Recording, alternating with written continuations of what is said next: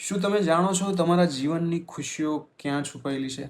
આવો હું તમને જણાવું. તમારા જીવનની ખુશીઓ છુપાયેલી છે સંબંધોમાં, તમારા રિલેશનશિપ્સમાં.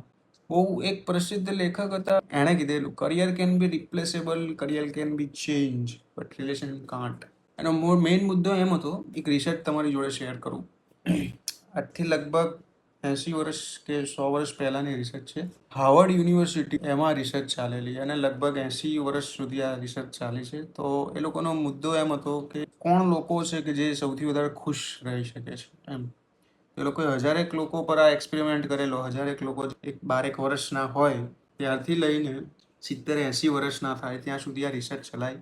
એમને ઓબ્ઝર્વ કરવામાં આવે. રિસર્ચના એન્ડમાં નિષ્કર્ષ એવું નીકળ્યું કે જે લોકોના રિલેશનશિપ સારા હતા, જે લોકોના સંબંધો સારા હતા, એ જીવનમાં બહુ ખુશ હતા, સુખી હતા. જે લોકોના રિલેશનશિપમાં કંઈક મનમોટાવ, કંઈક એવું હતું કે જે એમની મેન્ટલ પીસને ડિસ્ટર્બ કરે, એ લોકોનું જીવન પણ એવું જ ડિસ્ટર્બિંગ, કેઓટિક રહેલું.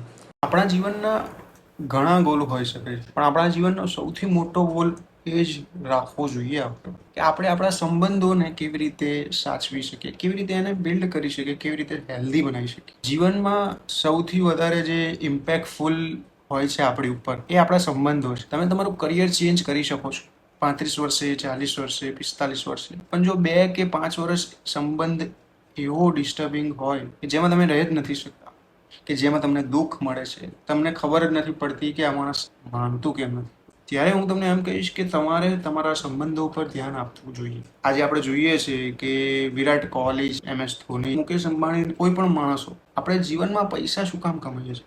જીવનમાં પૈસા એટલે જ કમાઈએ છીએ આપણા જીવન ચલાવવા માટે કામમાં આવે.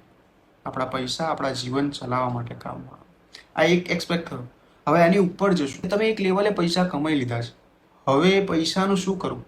હવે તમે એને આનંદ કેટલો માણસો માણી ત્યારે આવે છે રિલેશનશિપ્સ.